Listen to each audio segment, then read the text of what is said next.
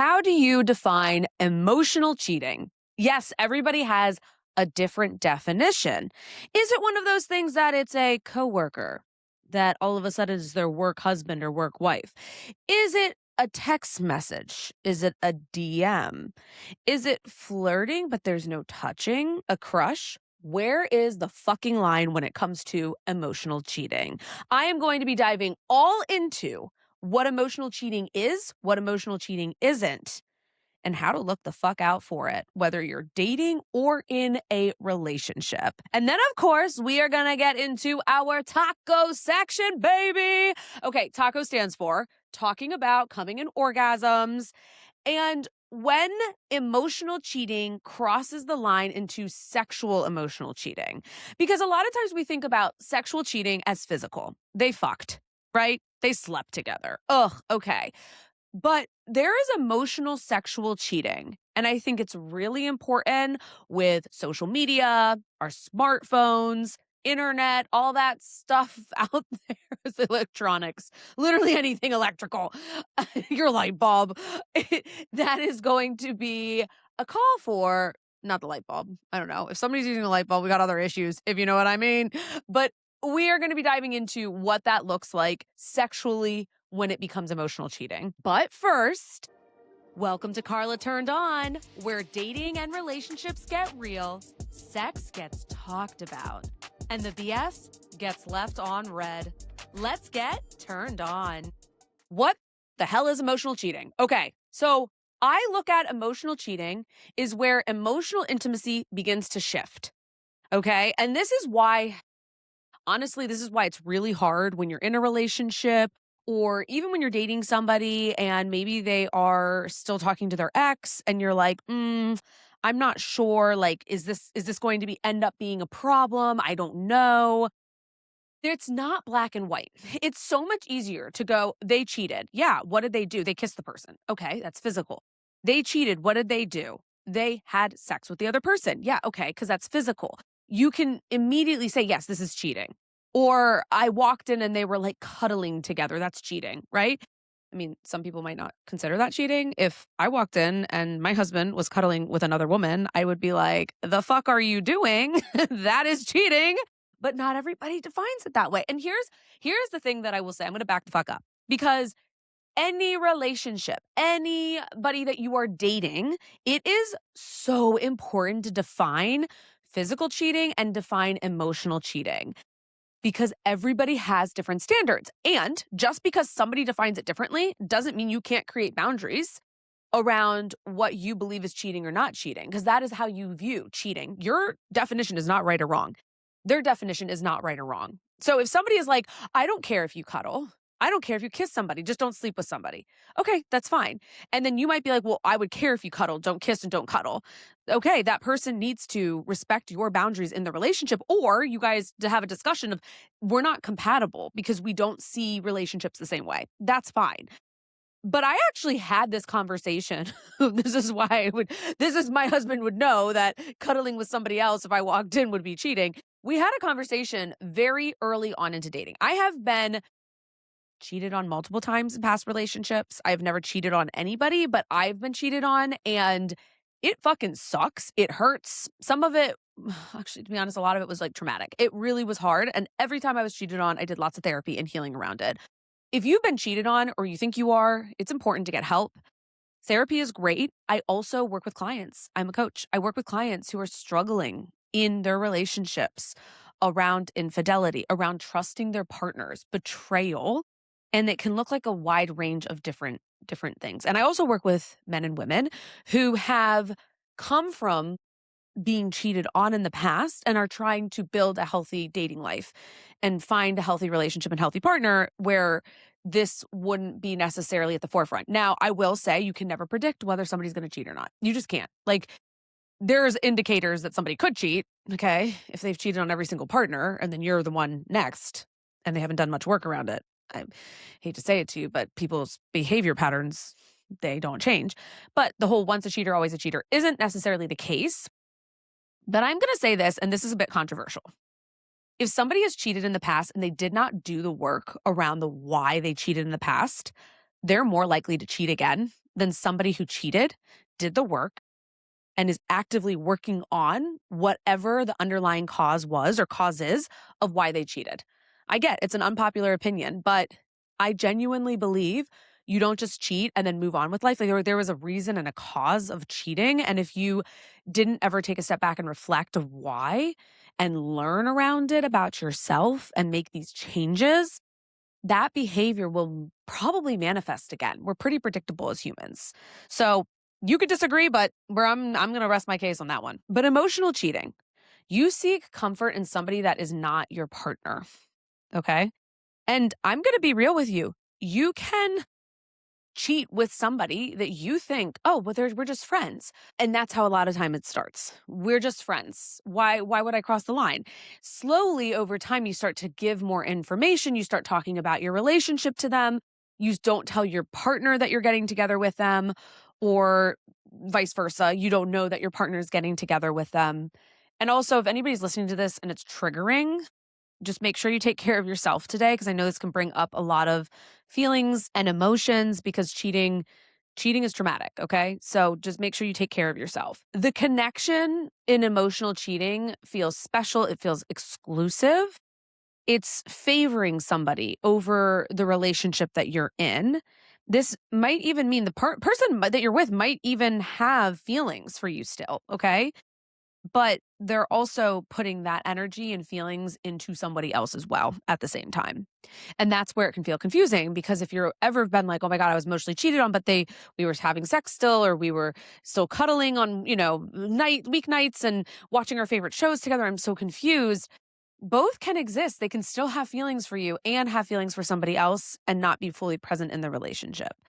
And that's hard to understand. People also can be emotionally cheating and honestly just use you as sort of a filler and not have emotional connection. So it doesn't necessarily relate to the relationship with you. It relates to why they need to do this. And I want to say this is, oh God, I need to say this because this is so important. If somebody cheats on you, it is not a reflection of you or anything that you did in the relationship. That is 110% a reflection of them and something that is underlying that they are acting out on in behavior to something deeper going on within. Cheating is never about the other partner. It isn't.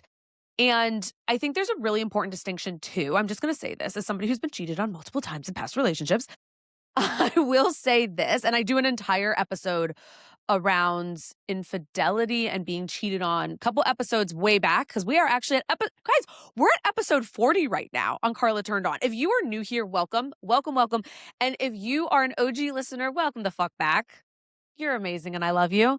Don't forget to give the podcast 5-star reviews. You can review it anywhere you listen to the podcast. And also, if you ever want to work with me, you can go to the show notes or go to carlaromo.com. I offer Ask Me Anythings, one-on-one sessions, different guides. You can get all that information in the show notes or carlaromo.com. But like I said, I have episodes back all around the story of ending an engagement, finding out there was infidelity, and how I healed through it. But I'm going to say this. It is not to blame the other person. Okay, when I say the third party, I guess we could call them the third party. The blame goes on your partner. It goes on 110% your partner. Who the fuck cares about the other person? Although I will take a step back. I have had clients who have had partners cheat with their best friends. Okay, so that is betrayal within itself of friendship. Okay, so yes, that does not count in this situation. In the situation where it's like a coworker or like a friend or somebody they met out or somebody they dropped into the DMs or somebody they've just been texting that they met somewhere, I don't know, whatever. Like, fuck the other person, put the focus onto the partner that is cheating. That is number one. Okay, because it's easy to get distracted and it's normal. It's normal to be like, who the fuck is this other person and get upset with them. And sometimes people don't get upset with their partner. They get upset with the other person because that's easier than pushing your partner away because you already feel the betrayal. So it can be complicated. It's a lot of emotions getting cheated on. All of this shit is normal. But I think what's really important here, when secrecy starts to creep in, that's when things start to go down. Okay. It's a problem. It is. And this can be somebody feeling attracted to somebody and not sharing it with you. Lying is a secret. Okay. Not sharing information is a secret. That is also lying. Like all of it is all wrapped up into a beautiful emotional cheating package, present package with a little bow on top. It's not the package that you want to open. But if you do happen to open it, this is what you need to know. And I'm going to say this, full disclaimer. Emotional cheating is not having friends with boundaries. That's the caveat. Finding somebody attractive. We're fucking human beings. It is normal. And this is an unpopular opinion. It is normal to find other people attractive when you are in a relationship. It is what you do with that thought, that feeling, that can change everything and tip into emotional cheating or physical cheating. But if you are walking down the street and you find somebody attractive, but you're not going to text them, you're not going to like lock eyes and smile and flirt with them, you acknowledge that they're attractive and move the fuck on with your life, that's normal. Like you're a human being, you're going to be attracted to other people. Something actually my husband and I have talked about. It's like, yeah, obviously we're going to be attracted to other people, and this is what we talked about when we talked about cheating and what our boundaries were.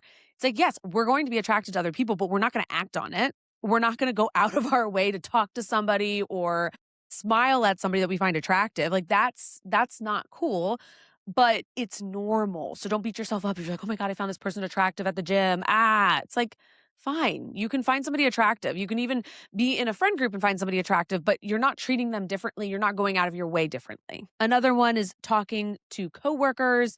You're allowed to have coworkers. Yes. Now, boundaries at work are important. How much information are you sharing with your coworkers about your personal life? And are you using them as a way to have an outlet about your relationship? If you are, you need to reassess.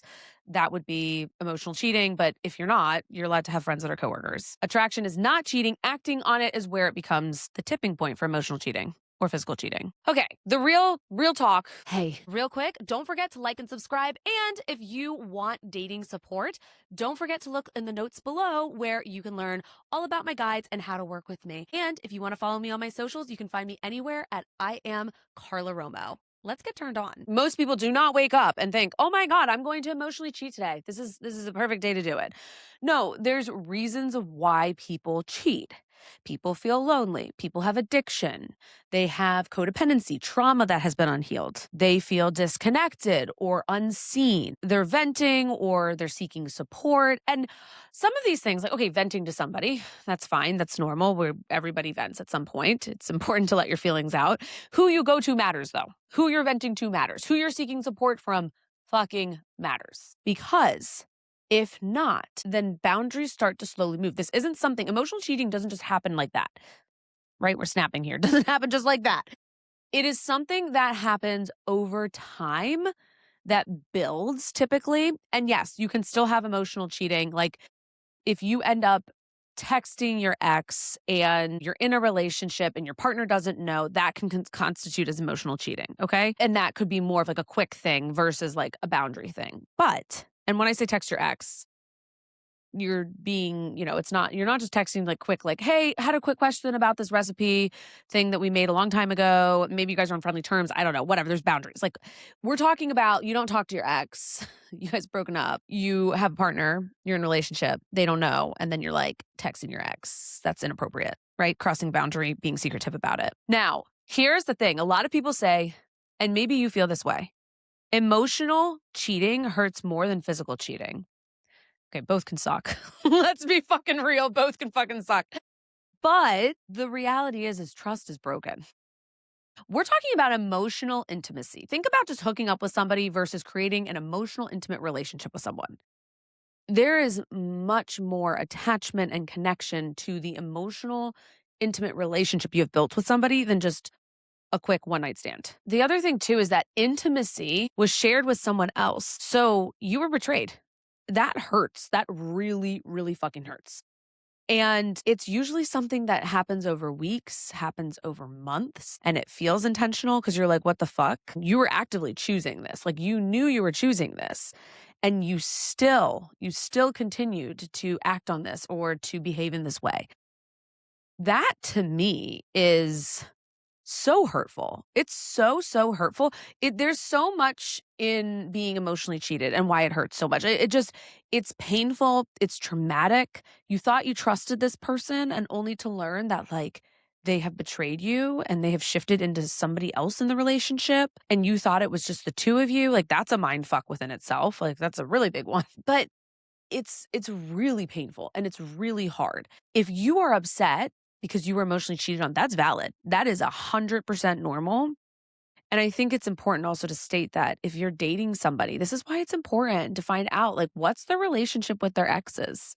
What's the relationship with people they've hooked up with or gone on dates with in the past? Because if they still have blurry boundaries, they have blurred boundaries on things. It's important if you're going to be in a relationship with somebody to define what those boundaries look like early on so there is no confusion. The other thing too is a lot of people work through their infidelity and it's also okay to walk the fuck away. It is because you have to do what's best for you. Sometimes people aren't ready.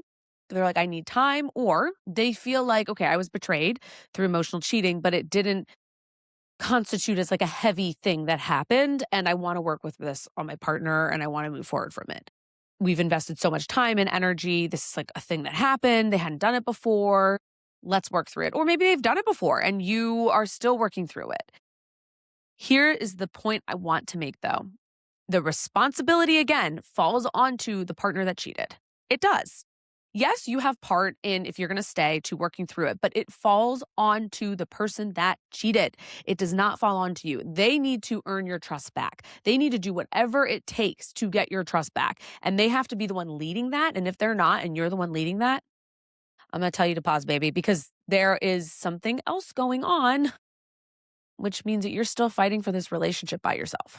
I'm just going to be fucking real with you. And it's okay also if you're like, I don't want to wait through this. I want to leave. I left every time that I was cheated on. And I can tell you that it hurt, but I was also at a point where I was like, and I talk about this, like I said, a couple episodes back. It's all about cheating and it's in the title cheating. So you'll be able to find it of why I did that and why I chose to like pick myself over picking the relationship or that person or trying to reconcile anything. So now that we've gotten emotionally heavy with cheating, let's get into our taco section. Sound good? Like I said, taco stands for talking about coming and orgasms. All right, I know it's still emotional because we're still talking about cheating. What does emotional cheating look like when it becomes sexual? Because we always think sexual cheating is physical and it's not. Sexual cheating can be emotional too. This can look like somebody flirting in disguise. Oh, I'm just joking around, ha ha ha. But like you watch that person, you've brought it up. Hey, it makes me feel really uncomfortable when we're out and you start talking to all these other people and this is where you really have to like define your boundaries, okay? Because some people, yes, can be controlling. You can't talk to anybody of the opposite sex. That's different. But if somebody is actually acting on, and this is what we're talking about here, somebody is acting in a way and they're flirting with other people in front of you, that's inappropriate. That is not okay. If you've requested multiple times or even just once is enough for them to stop and they keep doing it, that is a problem. That is a problem because a lot of times flirting leads to what? It can lead to physical cheating. It can lead to more emotional cheating. Okay. So I always say flirting because it's a first step to sexual play, sexual fun that isn't physical. This one sounds obvious, but sexual conversations you'd never want your partner to see. So sexting, DMing people sexual things, dick pics, naked photos, pictures of you naked, all of that stuff. We never touched. We never even hooked up. Somebody, being on dating apps and talking to people in a dirty way, but they've never met up is emotionally cheating in a sexual way. It's important to remember that your feelings are valid. You're allowed to have needs. You're allowed to have boundaries in a relationship. Somebody signing up for an OnlyFans account and paying somebody for pictures and for videos that you do not know about and you're not okay with. I am not hating on sex workers at all, okay? There's actually no hate on that. What I'm saying is when it's secretive and you're not in the know or you don't even know this is going on, or they're paying live webcam girls or boys, let's not discriminate here, to show, to have sex with online, right? Like that's sexual cheating. Now you might be like, well, that to me is fine. I don't care. And some people define sexual cheating as their partner watching porn. Some people don't. So you have to know what is right for you and have these conversations with the person that you're dating and the person that you're in a relationship with, because you don't know what you don't know. And in order to protect yourself, okay, fully, And to be able to have boundaries, you need to have these transparent conversations. Otherwise, you're just not going to know. And it's not your fault. It's not their fault. Well, okay. If they do something that's out of line and cheating, then yes, that is a problem. But I will say nobody's a mind reader. The point I was trying to make here is nobody was a mind reader, okay? But that is also not a fucking excuse. That's the other point I'm trying to make. Just because he or she is like, and by the way, women cheat too. So this is not, I should have put this earlier. This is not just like guys cheating, whatever. Women cheat, okay? So, and women are more likely to emotionally cheat than men are. That's also a big thing. But at the end of the day, if you have been emotionally cheated on, you need to take care of yourself. You need to protect your peace and your happiness. And it is on the other person to be able to gain your trust back. Loved this episode? Rate it 5 stars, hit that subscribe button, baby, and leave a review. Do you want to work with me? Grab my dating courses, apply for my coaching at carlaromo.com or find it all in the show notes, and give me a little follow at I am Carla Romo on Instagram, YouTube, and TikTok. Catch you next time and stay tuned. Carla Turned On is for educational and entertainment purposes only. This is not a substitute for therapy. For professional support, please reach out to a licensed mental health provider.